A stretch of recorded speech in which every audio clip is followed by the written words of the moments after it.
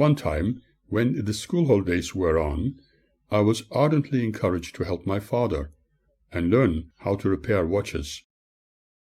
Understandably, I was extremely reluctant and very frightened of him, feeling that I was being forced by everybody, including my mother.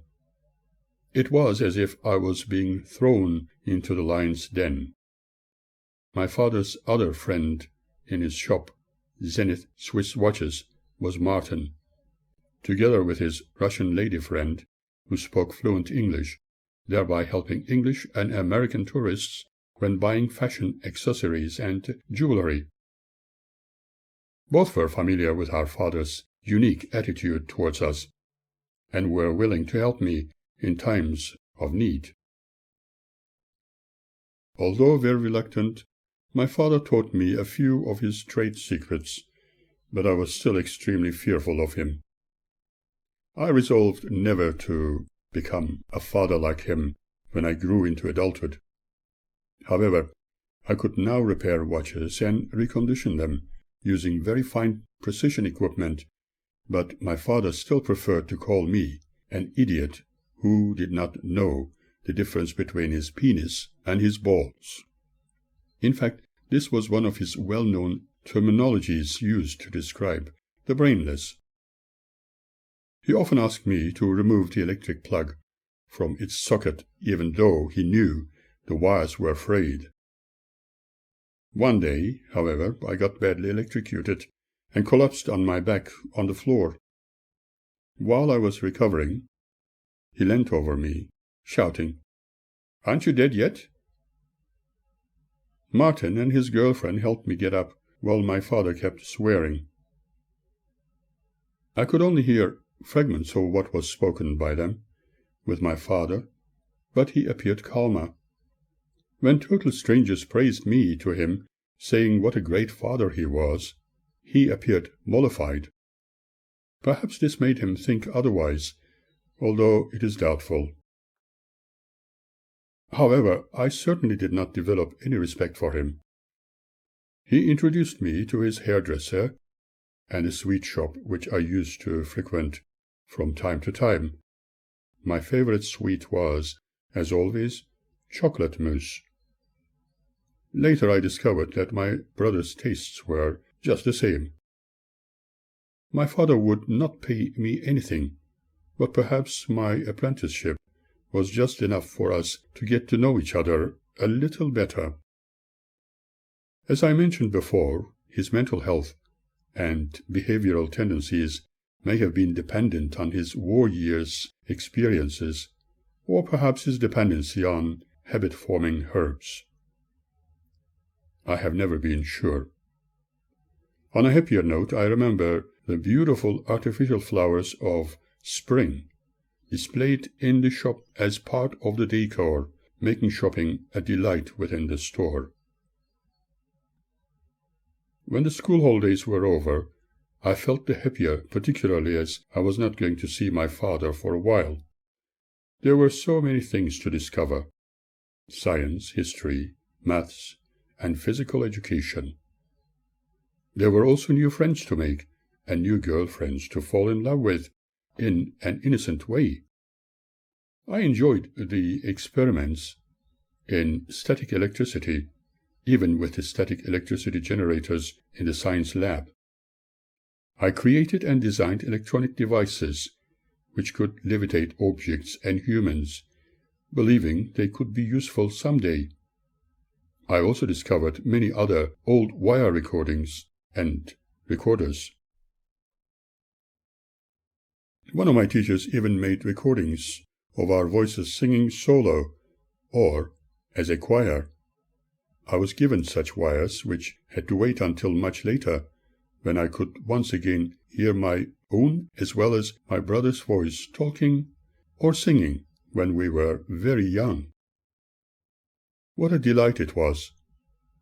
This started my interest in recording, which has continued until today. Thankfully, every school holiday was not spent entirely with my father. I loved playing sports with friends and going to the theater. I was doing exceedingly well at school, and my choir singing with other boys was improving. I was keenly interested in listening to the radio, and when still younger, I used to think that there were very little people in the box, until I learned how it was produced. My interest grew, and now I wanted to broadcast, but I had to wait a while. Even at primary school, I loved writing and illustrating for the weekly news articles, which fellow students could read. At high school, I used to prepare short speeches on a variety of subjects, and enjoyed talking in huge auditoriums full of students, teachers, and parents. But my father's behavior towards us did not get any better. This trend lasted a long while, even until the day I decided to leave it all behind me permanently at the age of 18. Prior to that time, an opportunity I was searching for ways to become friendly with American, English, or other nationalities in order to discover and create the opportunity of going overseas, never to return. I even played with the idea of becoming a refugee. A political refugee status passed through my mind after a certain amount of research and discovery about my family background and other issues relevant to my real nationality and race. I suppose that in the circumstances, other people would do the same. As it was said, a man fallen into a hole full of mud would grab even the sharpest blade to rescue himself when it was the only thing offered to hold onto. I was befriended with people from different nationalities employed in several embassies and consulates, and listened to their wisdom and advice. What I discovered was the best action I needed to take. I could make my way back to Europe, Holland, or Germany for higher education, and there were several funding opportunities available to me. There were several options. One required me to sit for a few academic exams. One other, although it was a dream at that stage, was that I could fall in love with a European girl and get married. Yet another was that I could be invited by some people in a different country and be funded, later paying them back what was owed through some part-time work while also attending a course. A dream, perhaps, but it could be done. I met some religious missionaries, those belonging to Latter-day Saints, for example, and a few of them showed interest in helping me in the U.S. or in Britain. One of my cousins, Antoine, introduced me to English language magazines of the Jehovah's Witnesses. He claimed he was only interested in reading them to improve his English. He obviously did not realize I was only interested in obtaining telephone numbers and addresses of overseas organizations to correspond with and create a chance to communicate my desire to travel, never to return. My cousins, although not interested in those religious encounters as they claimed, nevertheless introduced me to certain members of their group. Many of them were either of Greek, Italian, or Armenian origin. This way, my friendship with them established, they considered me a good Bible student. Also, my knowledge of their books, as well as the Bible, fascinated them. In truth, as a young person still needing to learn a lot of things, I found them to be very interesting to research into. I attended their get-togethers and was fascinated by some of their activities when preaching to people. I found it fascinating because they were not permitted to do missionary work by the authorities in places like Turkey. I remember some of their members being jailed for short periods of time, but they continued, believing that they were following God's commands, and that the end of the world was nigh. It all sounded like science fantasy. Perhaps having a natural tendency to rebel against authority for obvious reasons, I was interested to get to know them a little better. However, the more I discovered about them, the less interested I became about their beliefs. Although it allowed me to be befriended with many people of great and decent character. They did not realize that I was also discovering some extraordinary facts when researching into atheism, which was completely opposite to their beliefs. However, in spite of the encouragement of friends adhering to the witnesses to be baptized to symbolize my dedication to serving their cause, it would have been extremely difficult, for I was still at school and needing to graduate. On the other hand, if I had a chance to travel overseas through them, I would most definitely consider their help. Surprisingly, that opportunity, as I ardently desired, eventually manifested itself, and thankfully I did not need to be baptized into a utopian belief system. I will tell you more about this soon. I believe my father, who accompanied me when I went to the railway station for the very last time, had felt the need to come with me, even insisting on carrying my briefcase, but I could not let him. He kept repeating, "Forget me not, son. Wish I could come with you." Did he finally realize what he was losing? He might have taken it as a very harsh lesson to learn, perhaps even beginning to see that his desire of getting rid of me was unnecessary, and now I was creating the actual reality of him losing me. I remember so clearly how he stood next to the window behind which I sat, and could not look at him at all, even when we were walking together for the very first time ever. The only time I turned towards him was the moment the train started to move. I saw him run alongside the locomotive.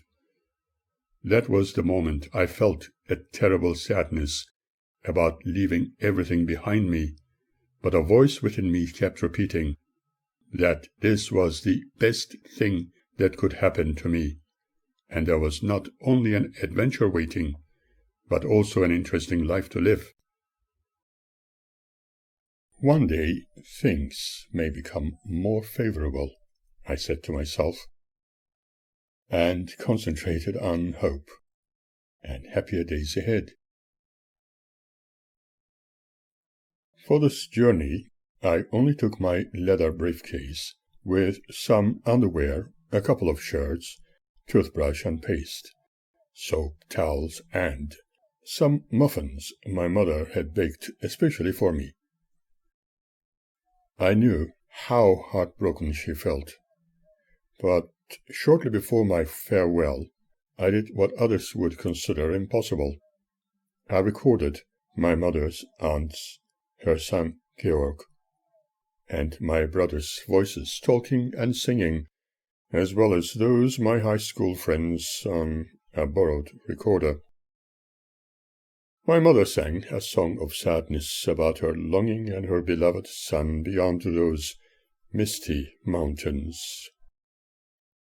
Spending time in that part of the world and having met new friends had given me the opportunity to start my life anew, hopefully for the better. My eyes watered as I wished the circumstances were more favorable, but the reality was different when I left my parental home permanently. On the other hand, contrary to my father's dreamt-of desires, I was not going to stay in a country where one was looked down upon and considered racially unfit. Their authorities were keen to conscript me into military service, so that I could possibly be declared as a caring citizen. I was indirectly encouraged to accept Islam and be circumcised by a Muslim cleric, but I was unwilling to provide a country where I was considered a foreign dog with the servitude they desired of me. There were a number of people who immediately declared their disgust upon hearing something about my background being foreign, speaking of it as being nothing but lies, for they believed all decent people could only be Muslim, and in their eyes I was. What caused them even to suggest something like that, saying, for after all, such a lovely young man can only originate from honest and truly hot-blooded Muslim Turkish origins, and not like those infidel dogs. All that I have experienced was misery and unfulfillable dreaming. Interestingly, when they were inviting young men of a certain age for a pre-military service medical exams and psychological assessment, I also attended to keep their authorities appeased.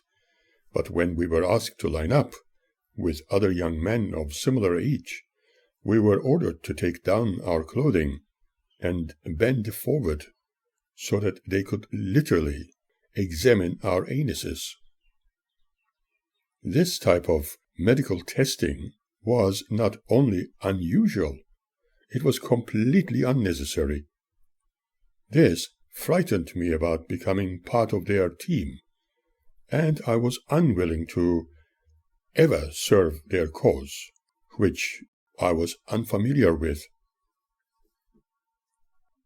When called upon the second time, I was invited to the office of a highly decorated officer, who told me that he had read all about my predicament and discovered my desire to be educated elsewhere in Europe.